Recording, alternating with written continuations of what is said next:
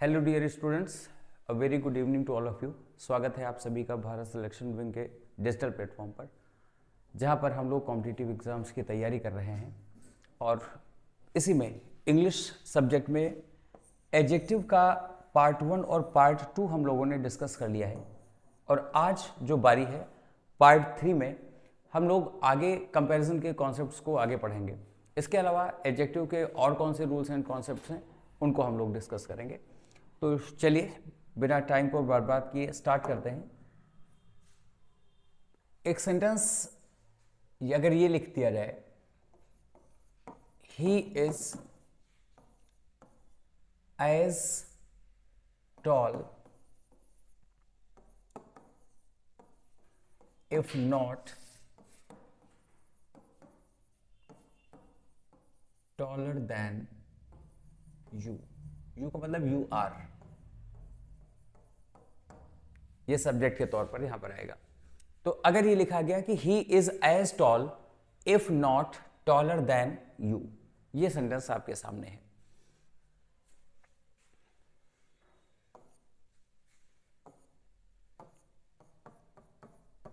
और इसको अगर हम देखें कि इस सेंटेंस में किस पार्ट में एरर है, तो वो उतना ही टॉल है।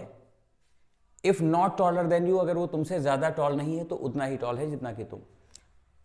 अब अगर यहां पर जो कंपैरेटिव डिग्री आपकी लगी टॉलर लिखी हुई है, तो टॉलर के लिए हमने क्या किया, देन का यूज कर लिया। तो टॉलर देन तो हो गया, taller than you.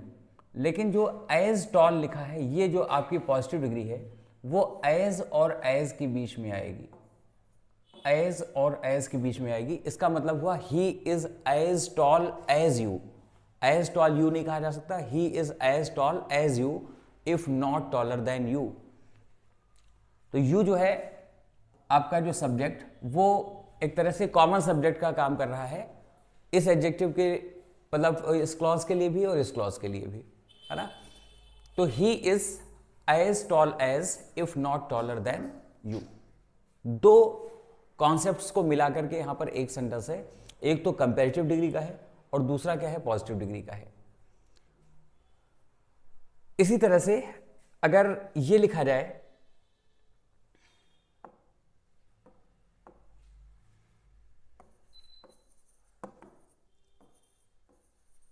This book is better and cheap than that.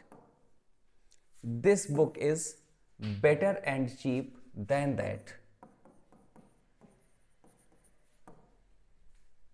अच्छा, इस टाइप के सेंटेंस में एक और चीज ध्यान रखना है, ही इज एज टॉल, अगर यहां पर स्लैश लगा दिया जाए, फिर if not taller than you इस टाइप में लिखा है, तो एज टॉल एज कहा जाएगा, तो इसी पार्ट में एरर रहेगी जिसमें एज टॉल लिखा हुआ है, उसी पार्ट में एरर आपको रहना है। This book is better and cheap than that. अगर आपने एंड से दो एडजेक्टिव्स को जोड़ दिया, अगर दो एडजेक्टिव्स जुड़े हुए हैं एंड से, तो हमको दोनों की फॉर्म एक जैसी रखनी पड़ेगी। और यहां पर क्या है, बेटर कंपेरेटिव डिग्री है, जबकि चीप आपकी क्या है, पॉजिटिव डिग्री है।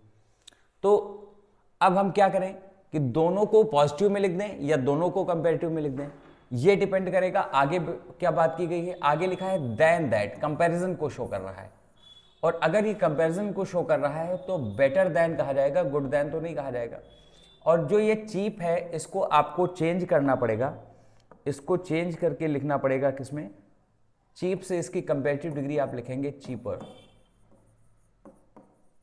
तो सेंटेंस आपका लिखा जाएगा this book is better and cheaper than that. अगर एंड से दो एडजेक्टिव्स को हमने जोड़ा है तो दोनों की डिग्री सेम होगी। अब वो सेम डिग्री जो आप लिखने जा रहे हैं, वो दोनों पॉजिटिव होंगी या दोनों कंपैरेटिव होंगी या दोनों ही सुपरलेटिव होंगी, ये आपको ध्यान देना पड़ेगा सेंटेंस के बाकी स्ट्रक्चर को देखते हुए, है ना। जैसे अगर ये लिखा है sentence, this is the best and cheap pen in the market, ऐसे अगर लिखा हुआ है कि this is the best and cheap pen in the market. अब द के साथ हमको क्या करना है, यहां पर एक चॉइस को बताई जा रही है कि पूरी मार्केट में जितने भी पेन्स हैं उनमें से सबसे अच्छा और सबसे चीप है। तो ये जो द है सुपरलेटिव डिग्री के साथ, ये द बेस्ट, और यहां पर जो है आपको चीप नहीं लिखना है बल्कि क्या लिखना पड़ेगा, चीपेस्ट लिखना पड़ेगा। यहां पर आपको लिखना पड़ेगा चीपेस्ट। द एक ही बार आपको यूज करना है, द बेस्ट एंड चीपेस्ट ऐसे आप लिखेंगे, क्योंकि ये एक ही पेन के बारे में दोनों एडजेक्टिव्स आए हुए हैं। तो यहां पर आपने क्या किया, दोनों को कंपैरेटिव डिग्री में रखा, और यहां पर आपने एंड से जुड़ा हुआ है और दोनों को आपने सुपरलेटिव डिग्री में रखा, है ना। अगली बात आपकी क्या आती है,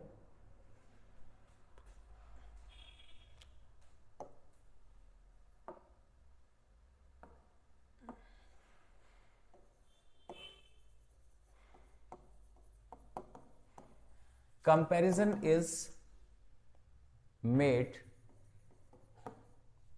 between the same cases of nouns or pronouns।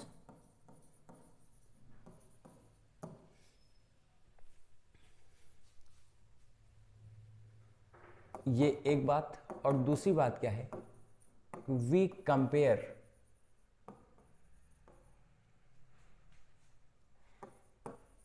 The things और ऑब्जेक्ट्स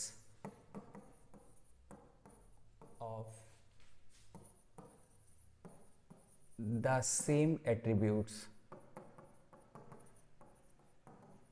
और qualities.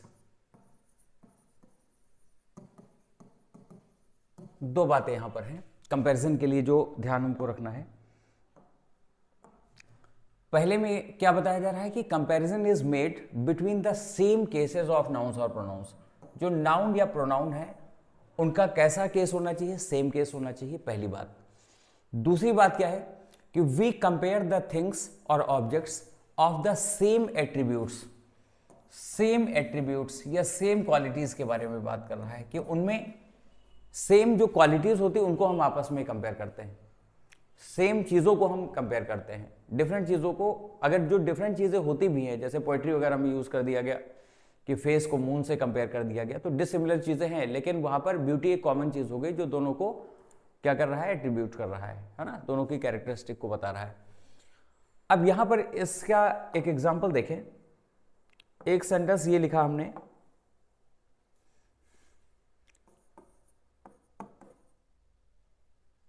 his pen is better than। अब ऑप्शंस आपके पास आई,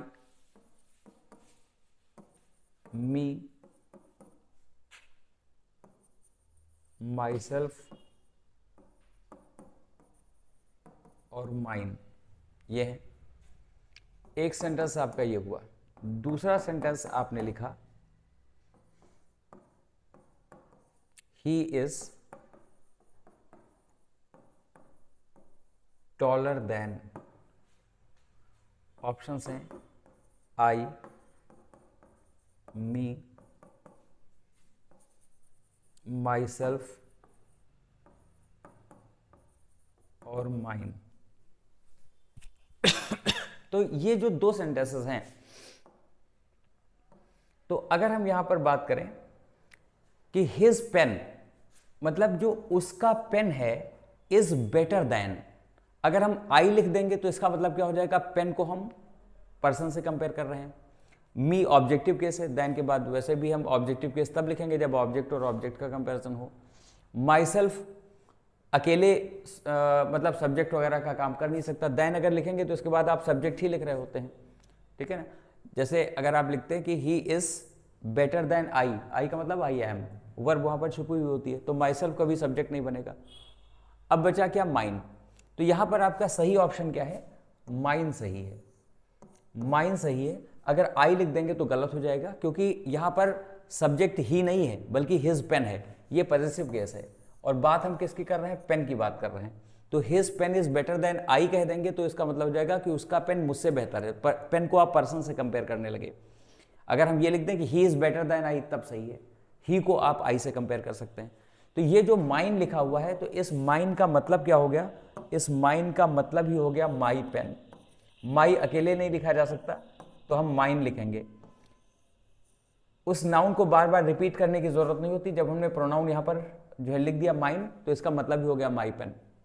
अदरवाइज इसका मतलब क्या हुआ, his pen is better than my pen. लेकिन बार बार इस नाउन को रिपीट ना करके हमने प्रोनाउन का यूज कर दिया। प्रोनाउन का यूज इसीलिए किया जाता है जिससे नाउन का रिपीटेशन ना हो बार बार। फिर अगला क्या लिखा है, ही इज टॉलर देन। अब यहां पर माइन नहीं होगा क्योंकि सब्जेक्ट आपका क्या है, ही है, पर्सन, नॉमिनेटिव केस में। अब पर्सन को हम पर्सन से कंपेयर करेंगे और मी नहीं लिखेंगे क्योंकि ये नॉमिनेटिव केस है, तो नॉमिनेटिव केस को नॉमिनेटिव केस से ही कंपेयर करेंगे।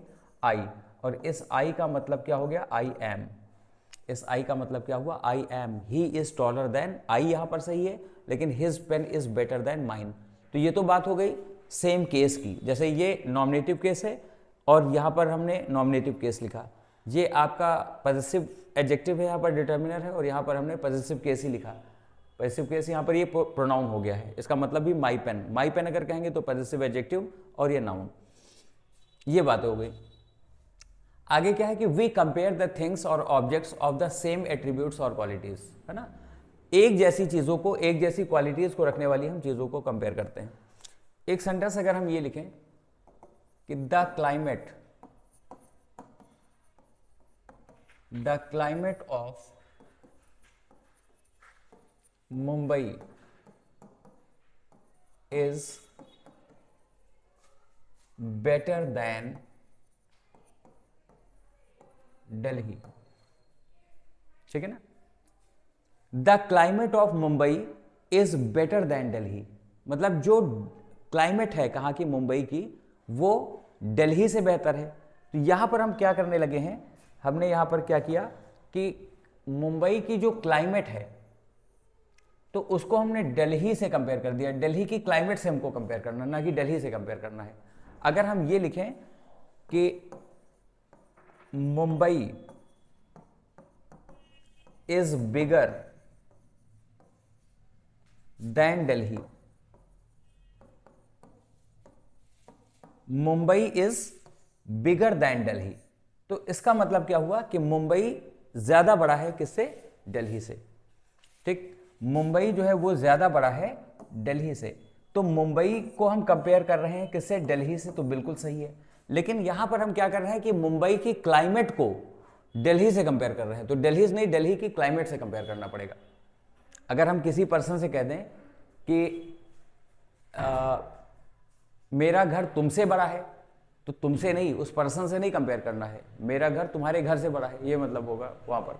तो आप क्लाइमेट को क्लाइमेट से कंपेयर करेंगे, ना कि क्लाइमेट को सिटी से कंपेयर करेंगे। तो सही सेंटेंस ये होना चाहिए कि the climate of Mumbai is better then the climate of Delhi. अच्छा, इस नाउन का रिपीटिशन हम दोबारा ना करके हम क्या लिख देते हैं, दैट ऑफ लिख देते हैं। तो यहां पर हमको क्या जोड़ना पड़ेगा, दैट ऑफ। दैट ऑफ मतलब द क्लाइमेट ऑफ। दैट इसी नाउन के बारे में बात करने लगता है जिस नाउन के बारे में बात हो रही है ना, सब्जेक्ट जो बना है। तो the climate of Mumbai is better then that of Delhi, तो दैट ऑफ दिल्ली का मतलब क्या हुआ, द क्लाइमेट ऑफ दिल्ली। अच्छा, अगर नाउन आपका प्लूरल हो जाए, अगर नाउन आपका प्लूरल है, अगर हम लिखें the streets of Mumbai are broader than Agra. अगर हमने सेंटेंस ये लिख लिया, द स्ट्रीट्स ऑफ मुंबई, मतलब मुंबई की जो स्ट्रीट्स हैं आर ब्रॉडर देन आगरा, मतलब वो आगरा से चौड़ी हैं। तो आगरा पूरा शहर है, तो पूरे शहर से चौड़ी कैसे स्ट्रीट्स होंगी, गलियां होंगी। तो इसका मतलब क्या है कि मुंबई की जो स्ट्रीट्स हैं वो आगरा की स्ट्रीट्स से चौड़ी हैं, ना कि पूरे आगरा से चौड़ी हैं। तो इस वजह से यहां पर जो आपका नाउन है ये कैसा है, प्लूरल है, ये प्लूरल नाउन है। यहां पर ये आपका नाउन कैसा था, सिंगुलर था। तो जब सिंगुलर था तो हमने इसके लिए क्या यूज किया था, दैट का यूज किया था। लेकिन जब प्लूरल हो जाएगा तो हमको दैट का यूज नहीं करना है, इसकी जगह पर हम क्या लिख देंगे, दोज लिख देंगे, दोज ऑफ लिखना पड़ेगा। तो the streets of Mumbai are broader than those of Agra. इसका मतलब मुंबई की जो गलियां हैं वो आगरा की गलियों से ज्यादा चौड़ी हैं, ये मतलब हुआ। तो इस टाइप के कंपैरिजंस को आपको ध्यान रखना है। अगला जो टाइप होता है कंपैरिजन का वो ये है,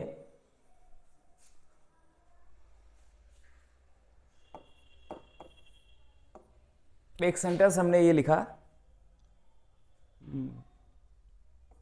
ही इज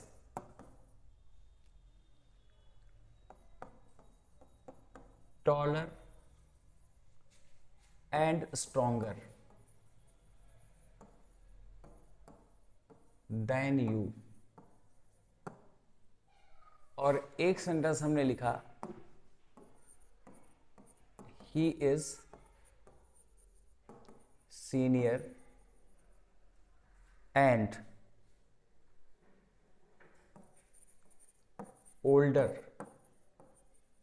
देन यू। ये दो सेंटेंसेस लिखे हुए हैं। पहला क्या है कि he is taller and stronger than you, मतलब वो तुमसे ज्यादा टॉल है और तुमसे ज्यादा स्ट्रांग है। तो टॉल की कंपैरेटिव डिग्री क्या हो गई, टॉलर हो गई, और स्ट्रांग की कंपैरेटिव डिग्री क्या हो गई, स्ट्रॉन्गर हो गई। और जो ये आपने देन यूज किया, ये स्ट्रॉन्गर के साथ भी लग जाएगा और टॉलर के साथ भी लग जाएगा, क्योंकि टॉल टॉलर टॉलेस्ट और स्ट्रॉन्ग स्ट्रॉन्गर स्ट्रॉन्गेस्ट। तो ये सेंटेंस तो आपका बिल्कुल सही है, कोई दिक्कत नहीं सेंटेंस में। देन का मतलब यू, देन यू का मतलब क्या है, देन यू आर। तो he is taller and stronger than you, sentence correct है। लेकिन अगर आपने लिखा he is senior and older than you, he is senior and older than you, तो यहां पर जो आपने सीनियर लिखा और यहां पर आपने लिखा ओल्डर, तो ओल्डर के साथ तो देन आ जाएगा, लेकिन जूनियर, सीनियर, सुपीरियर, इंफीरियर जो IOR पर एंड होने वाले हैं, ये डायरेक्ट कंपैरिजन को बताते हैं, इनकी कोई पॉजिटिव डिग्री नहीं होती। जैसे अगर आपने ओल्डर लिखा तो ओल्ड हो जाएगा, स्ट्रॉन्गर लिखा तो स्ट्रॉन्ग हो जाएगा, टॉलर है तो टॉल हो जाएगा, लेकिन सीनियर की कोई पॉजिटिव डिग्री नहीं। तो इनके साथ हम क्या यूज करते हैं, टू यूज करते हैं, इनके साथ देन नहीं आता। जैसे अगर आपने लिखा कि he is senior than I, ठीक है, देन आई एम आपने सोचा, तो सीनियर के साथ आपको देन नहीं लिखना है, सीनियर के साथ हमको क्या लिखना पड़ेगा, टू लिखना पड़ेगा। ये हमको लिखना पड़ेगा यहां पर क्या, सीनियर टू लिखना पड़ेगा।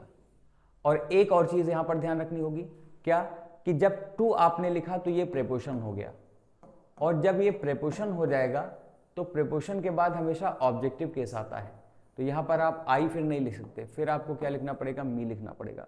तो सही सेंटेंस आपका बन जाएगा, he is senior to me, he is senior to me. तो अब यहां पर he is senior and older than you, तो ऐसे में फिर यहां पर क्या हुआ, सीनियर के साथ आपको टू जोड़ना पड़ेगा, क्योंकि सीनियर के बाद देन नहीं आता। ये बात क्लियर हो गई होगी आपको। यहां तो ये सही है कि he is taller and stronger than you, क्योंकि टॉलर के साथ भी देन आ जाएगा, स्ट्रॉन्गर के साथ भी देन आ जाएगा। लेकिन जब आपने लिखा कि he is senior and older than you, तो ओल्डर के साथ तो देन सही है, लेकिन अगर आप सीनियर के साथ अगर आप देन जोड़ेंगे तो फिर ये गलत है। सीनियर के साथ देन नहीं आएगा, सीनियर के साथ क्या आएगा, टू आएगा, और टू आएगा तो यहां पर आपको ये अलग जोड़ना पड़ेगा। तो सही सेंटेंस जब आप लिखेंगे तो ये इस तरह से लिखा जाएगा, he is senior to and older than you. ये आपका करेक्ट सेंटेंस होगा। He is senior to, senior के साथ आपको क्या लाना है, टू लाना है, और ओल्डर के बाद क्या लाना है, देन। तो senior to and older than you, ये इस टाइप में सेंटेंस आपका सही होगा, ठीक है। उसके बाद फिर अगली बात आती है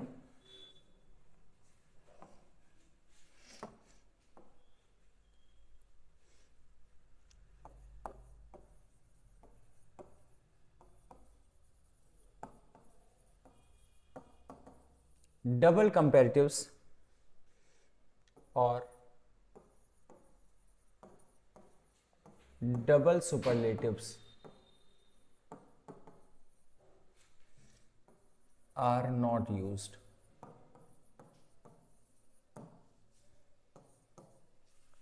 क्या बताया गया कि जो डबल कंपेरेटिव्स हैं या डबल सुपरलेटिव्स हैं उनका यूज नहीं किया जाता। कैसे नहीं किया जाता इसको समझें। लिखा है sentence, this book is more better than that. This book यानी यह किताब ज्यादा अच्छी है किससे, उससे, यानी उस किताब से। दैट का मतलब दैट बुक, ये आपका प्रोनाउन हो गया।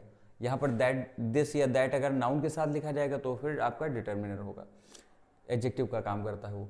तो this book is more better than that. तो बेटर खुद ही अपने आप में क्या है, कंपेरेटिव डिग्री है। बेटर अपने आप में ही क्या है, कंपेरेटिव डिग्री है। तो इस वजह से इसके साथ जो आपने ये मोर का यूज किया है, तो ये मोर है इनकरेक्ट। मोर का यूज यहां पर इनकरेक्ट है। तो सही सेंटेंस आपका होगा this book is better then that. तो गुड, बेटर, बेस्ट होता है। मोर उनमें जुड़ता है जिनकी कंपेरेटिव डिग्री ही मोर जोड़ करके बनाई जाती है। जैसे हम ये लिख दें, Rita is more intelligent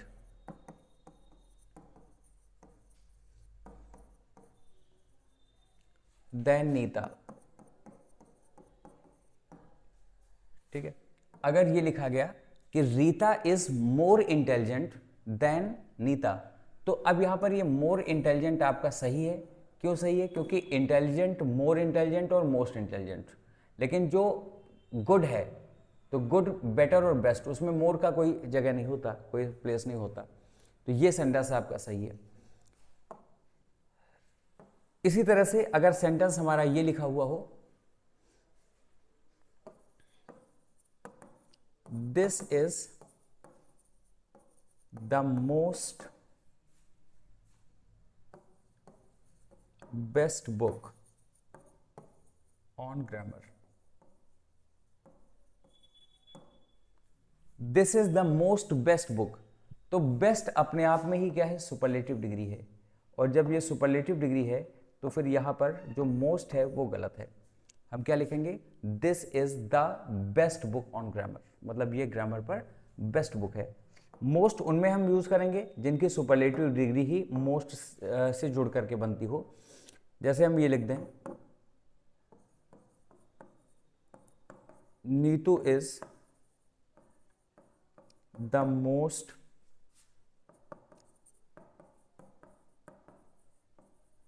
intelligent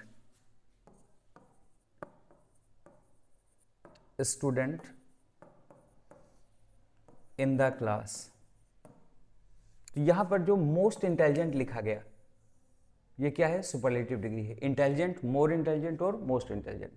लेकिन मोस्ट बेस्ट सुपरलेटिव डिग्री नहीं होती, बेस्ट खुद ही अपने आप में सुपरलेटिव डिग्री है। तो यहां पर यह बात हुई कि this is the best book on grammar, लेकिन यहां पर क्या कहा गया कि Neetu is the most intelligent student in the class. अब इसके बाद अगली बात आती है,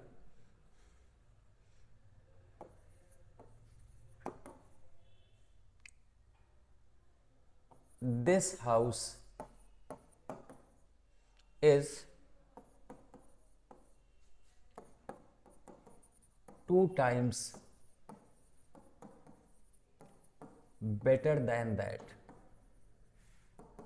अगर हमने कहा कि यह घर उससे 2 गुना बेहतर है, 2 times और बेटर हमने कह दिया, तो फिर यहां पर ये 2 times, अगर टाइम्स वर्ड आ जाता है, अगर वर्ड आपका क्या आ गया, टाइम्स आ गया, और उसके साथ कोई ना कोई न्यूमेरल होगा ही, 2 times 3 times, तो फिर इसके साथ जो ये आप डिग्री लिखते हैं, तो ये डिग्री आपकी किस में हो जाएगी, एज गुड और एज, मतलब ये पॉजिटिव डिग्री आ जाएगी। पॉजिटिव डिग्री में आपको लिखना पड़ेगा, है ना। This house is 2 times as good as, ये देन भी हट जाएगा जब बेटर हटा तो, है ना। तो ये एज जब आपका आ जाएगा तो आप क्या लिखेंगे कि this house is 2 times as good as that. कहने का मतलब है कि इतने गुना जब कहा गया, तो जब इतने गुना आप कहते हैं तो आपको बेसिक यूनिट पर आना पड़ेगा। जैसे अगर ये कह दिया जाए कि the price of 6 oranges is 18 rupees, 6 oranges की कीमत कितनी है, 18 रुपीज है। Find out the price of 5 oranges, तो 5 का मल्टीप्लाई आप किससे करेंगे, 1 से। 1 की पहले वैल्यू निकालेंगे तभी तो आप 5 से मल्टीप्लाई करेंगे, सीधे आप नहीं कर सकते 2 से या 3 से या 4 से। तो इसका मतलब क्या है कि आप पहले पॉजिटिव डिग्री में आइए, एक बेसिक यूनिट पर आइए, उसके बाद फिर आप कितने गुना है उसके बारे में बात करेंगे। तो ये लिखा जाएगा this house is 2 times as good as that. ये हुआ।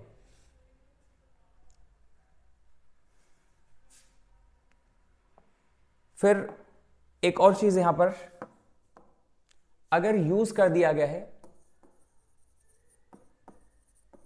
कंपैरेटिवली या रिलेटिवली,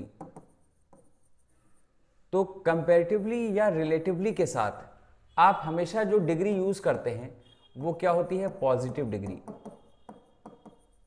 वो पॉजिटिव डिग्री होती है। कंपैरेटिवली के साथ कंपैरेटिव डिग्री नहीं यूज की जाएगी। कंपैरेटिवली खुद ही बता रहा है, तुलनात्मक रूप से नहीं, तुलना को बता रहा है। जैसे अगर ये लिखा आपने कि this book is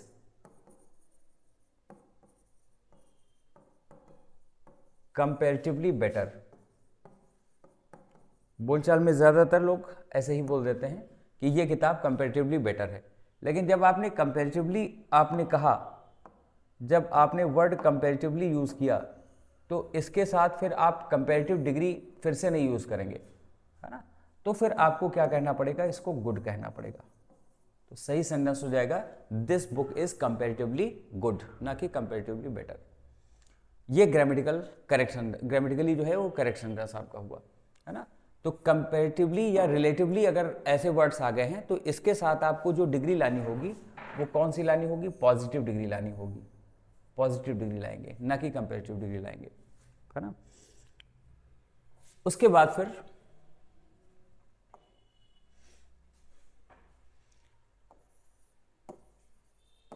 some adjectives are not gradable.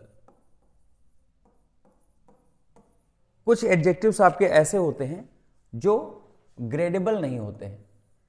Gradable कहने का मतलब क्या है, जिनको हम आपस में कंपेयर नहीं कर सकते हैं। जैसे बिग है तो बिगर और बिगेस्ट हमने कह दिया, है ना। अगर थिन है, थिनर थिनेस्ट हमने कह दिया। अगर टॉल है तो टॉलर और टॉलेस्ट हमने कह दिया। ग्रेट है तो ग्रेटर और ग्रेटेस्ट कह दिया। लेकिन कुछ ऐसे एडजेक्टिव्स हैं जिनकी ग्रेडिंग नहीं की जा सकती। जैसे अगर आपने लिख दिया एक्सीलेंट या आपने कह दिया परफेक्ट, अगर आपने कह दिया यूनिक या फिर स्क्वायर या राउंड, ये सब ऐसे एडजेक्टिव्स हैं जो नॉन ग्रेडेबल हैं, जिनकी ग्रेडिंग नहीं की जा सकती। अगर सेंटेंस ये हम लिख दें,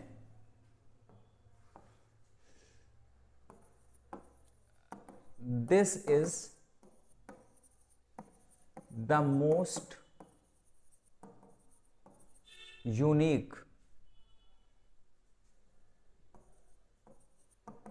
बिल्डिंग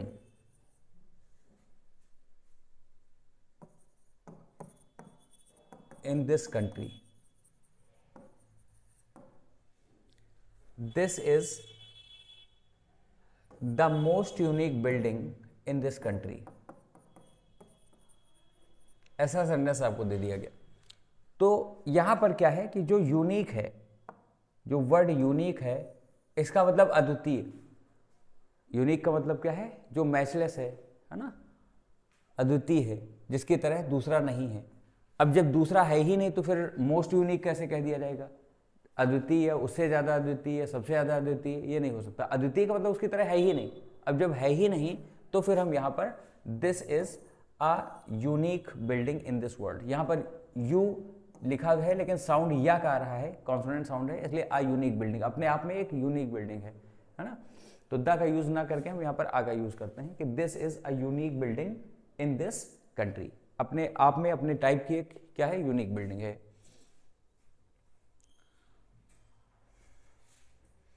अगर ये लिखें he is the chiefest offender, तो चीफेस्ट ऑफेंडर नहीं कहा जाएगा, बल्कि हम इसको क्या लिखेंगे, he is the chief offender. Chiefest नहीं कहा जा सकता, चीफ का मतलब ही जो मतलब उसमें क्या है, मेन है। अगर इसी तरह से सुप्रीम लिख दिया जाए तो फिर मोस्ट सुप्रीम, मोर सुप्रीम या मोस्ट सुप्रीम नहीं हो सकता। सुप्रीम का मतलब ही क्या है, जो टॉप पर आ गया।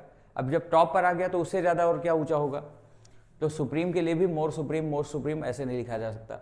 जैसे स्क्वायर लिखा हुआ है तो स्क्वायर का मतलब क्या हुआ, आपने एक इस टाइप का एक शेप बनाया, मान लीजिए ये 4 सेंटीमीटर है, ये भी 4 सेंटीमीटर है, तो अगर आपने एक ऐसा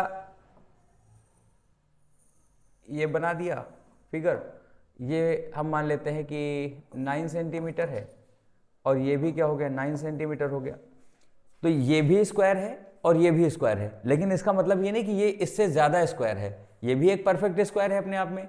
4 सेंटीमीटर साइड ये वाली और ये 4 सेंटीमीटर है, चारों एंगल्स जो है 90 डिग्री है ना।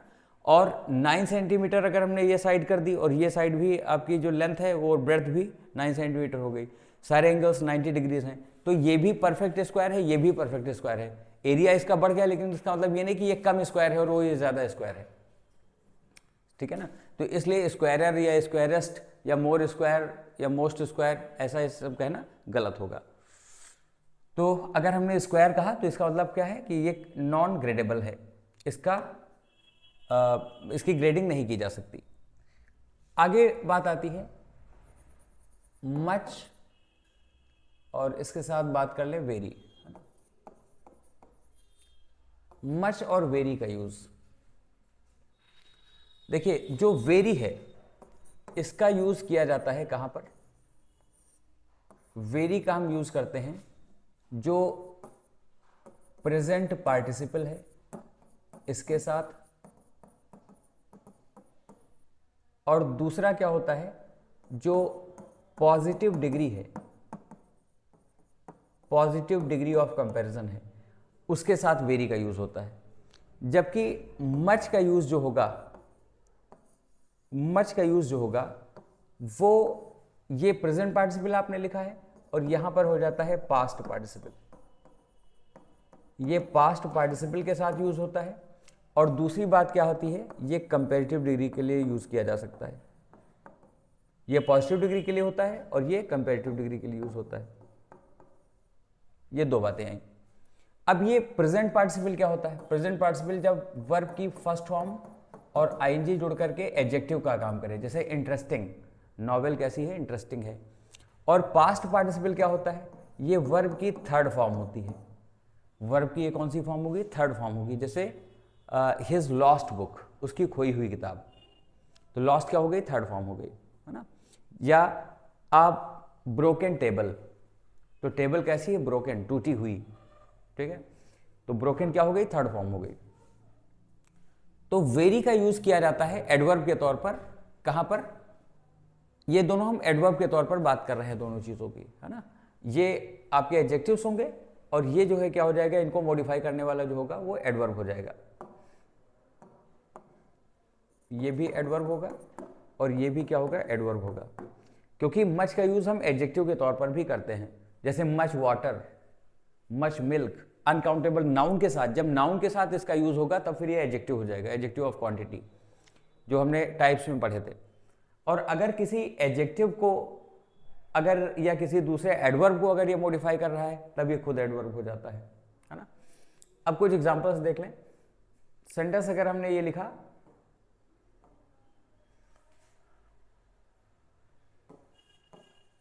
द नॉवेल इज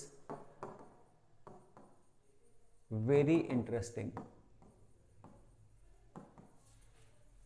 तो मच इंटरेस्टिंग नहीं कहा जा सकता, ये प्रेजेंट पार्टिसिपल है और हमने यहां पर कह दिया नॉवेल कैसी इंटरेस्टिंग है।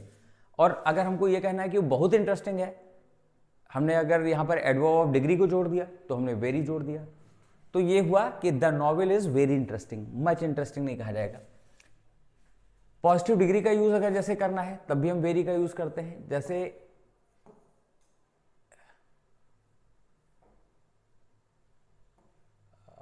He is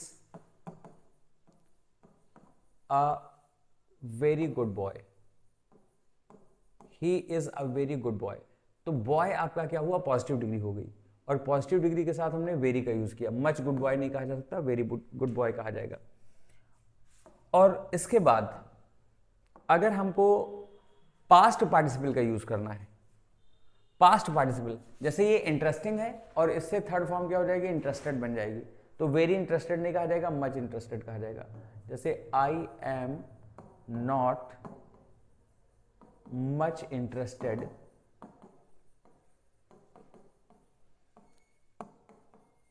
in this project.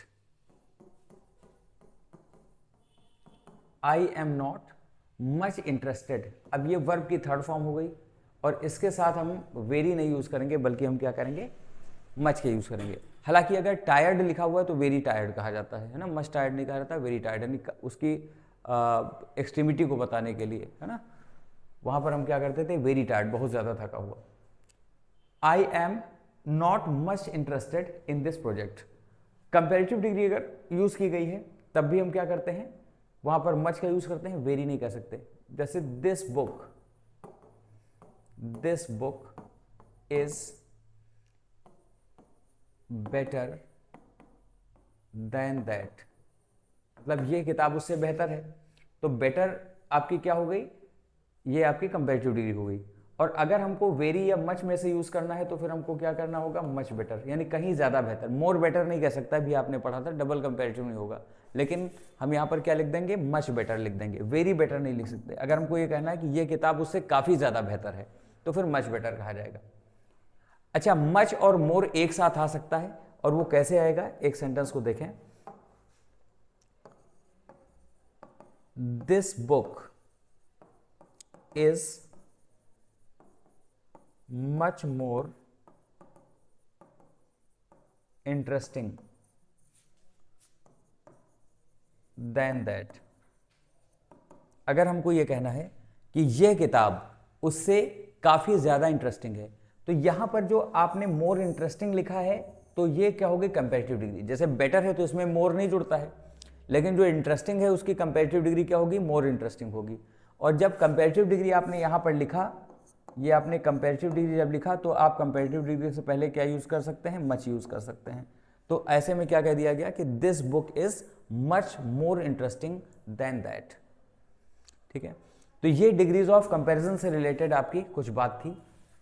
फिर अगले वीडियो में हम लोग डिस्कस करेंगे कुछ और एडजेक्टिव से रिलेटेड दूसरे कॉन्सेप्ट्स को, डिफरेंस देखेंगे कुछ वर्ड्स में, जैसे हार्ड एडजेक्टिव के तौर पर और एडवर्ब के तौर पर क्या मीनिंग रखता है, इनफ का क्या यूज़ है, एल्डर ओल्डर या एल्डेस्ट और ओल्डेस्ट में क्या फ़र्क है, नेक्स्ट और नियरेस्ट क्या है, लेटर और लेटर क्या है ना। तो इस टाइप के वर्ड्स में क्या किस तरह के जो है कन्फ्यूजन्स पैदा होते हैं स्टूडेंट्स के दिमाग में, उससे रिलेटेड एग्जाम्पल्स के थ्रू आपको चीज़ों को समझाया जाएगा। तो मिलते हैं फिर नेक्स्ट क्लास में, नेक्स्ट वीडियो में। Till then keep watching, keep learning, good bye.